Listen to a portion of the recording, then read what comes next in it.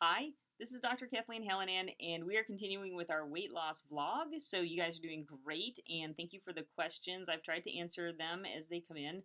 And so, today we're going to go over exercise, which is very important. And I'm going to try to go over some of the things that frustrate people with exercise.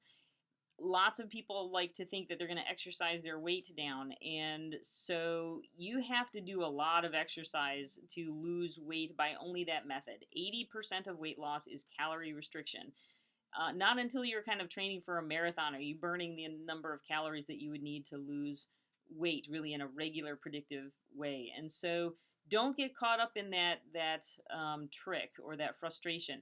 So if I run about 3 miles, I only burn about 220 calories maybe, and that's kind of half a cup of ice cream. So that goes quick, right? So don't get caught up in that trap of thinking that you're just going to exercise your weight off, because otherwise you'll spend an hour at the gym and then you go home and you overeat what you just exercised really quickly.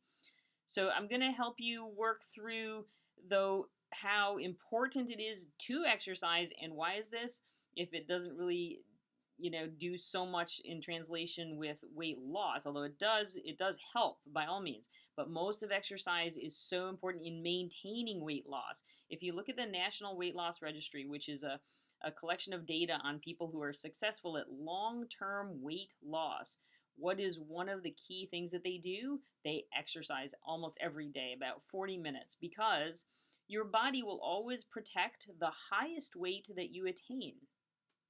That sounds really horrible. So, but the good news is that to overcome that deficit, that difference in the calories, to overcome your body's drive to keep you at that highest weight, that difference in calories is kind of about 40 minutes of exercise a day. So, because you don't want to have to do this again, you don't want to yo-yo, you want to lose the weight and be good. You want to lose the weight and not have to do this again. So, I'm telling you how important it is to exercise. And let's go over the traps that people fall into about why not to exercise. I get the I'm busy excuse or rationale, but trust me, you can't use that. You must find a way. I understand working full time, taking classes at night, 3 kids. When I had twins and they were infants and they were crying all night and nobody would sleep and we were exhausted.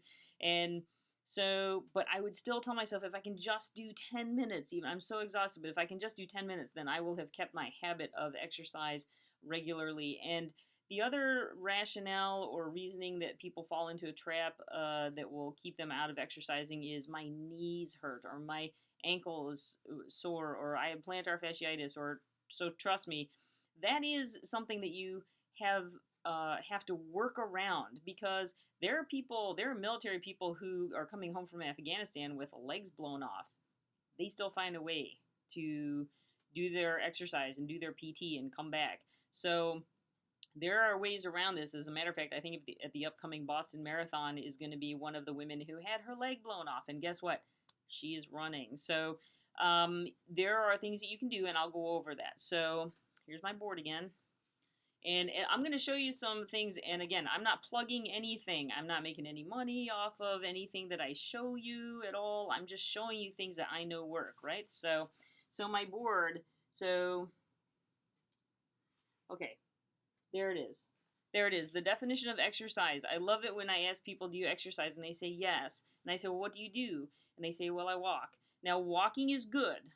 That's good, and it is great, and it will burn some calories, and it is keeping you active. But my definition of exercise is something that makes you so sweaty and disgusting that you need to take a shower before you go to Walmart, okay? That's my definition, and I go to Walmart all the time, so I'm not busting on Walmart here. So you need to do exercise, and you need to work hard enough that you are sweaty and gross. If you take a nice 2-mile walk, while that's nice, you should be, taking it up a notch, kick it up a notch if you're not sweaty and disgusting by the end of your 2-mile walk. How do you do that? Take hand weights, pick some hills, go faster. So you need to increase your workload, all right? That really constitutes exercise. You want a good calorie burn and you want to build muscle. You want to be kind of sore a little bit 2 days from now. So the next thing on my board is just do it. Lots of people are like, well, I don't feel like exercising. Well, trust me, I understand. Lots of times you don't feel like exercising, but it's all mental. It is all mind. Trust me. You cannot wait for the motivation fairy to sit on your shoulder and make you exercise.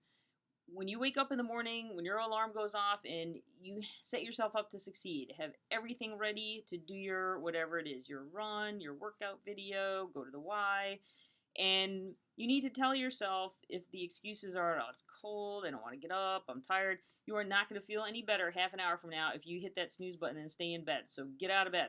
That's how you have to deal with it in your head. You must have strategies to fight the temptation to not do it.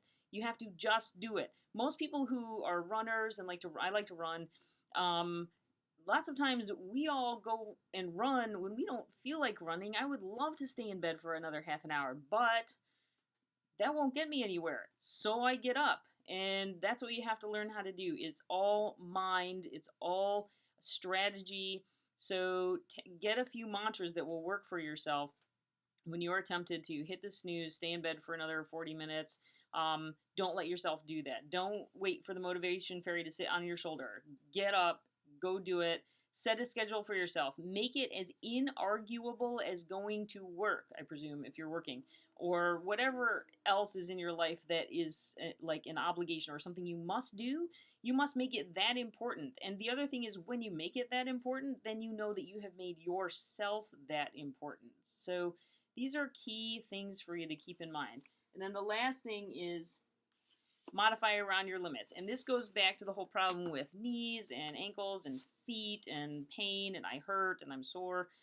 You can find other ways. So if you can't do lower body, you can do upper body, you can do core, you can do Nautilus, you can do Pilates, which you can get a Pilates for Dummies video, which I have and thought was going to be deceptively easy. And no, it's not. It's very hard. So, which is all floor work. So you can do planks. Look up plank exercises on YouTube and you'll find a whole bunch of videos there. You can do things that are completely non-weight bearing that will not affect your knees or your feet. And the other kind of rationale I hear is, well, I don't have room, or I can't go to the Y, or I don't have extra equipment. So if you go on beachbody.com, this is kind of cool stuff. This takes a little bit to work up to. Trust me, you don't want to start this right out of the gate. But things like this, you don't need any equipment. You just, in your living room, all you need is a DVD and the television, and that's it. I did that video and did the warm-up and was drenched in sweat, and he says, okay, now we're going to stretch. Oh my gosh, I thought that was just the warm-up.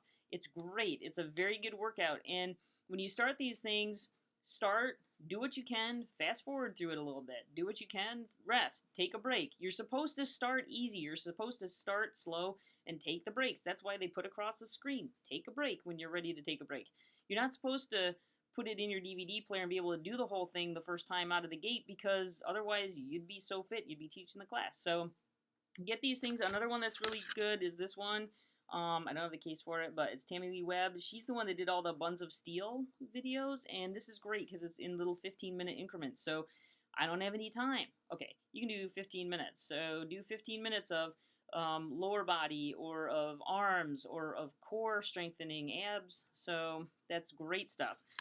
So play around with this. These are all ways that you can work around the exercise problem. It's very important to do, but you must calorie restrict. You can't do the exercise and then go have your Big Mac.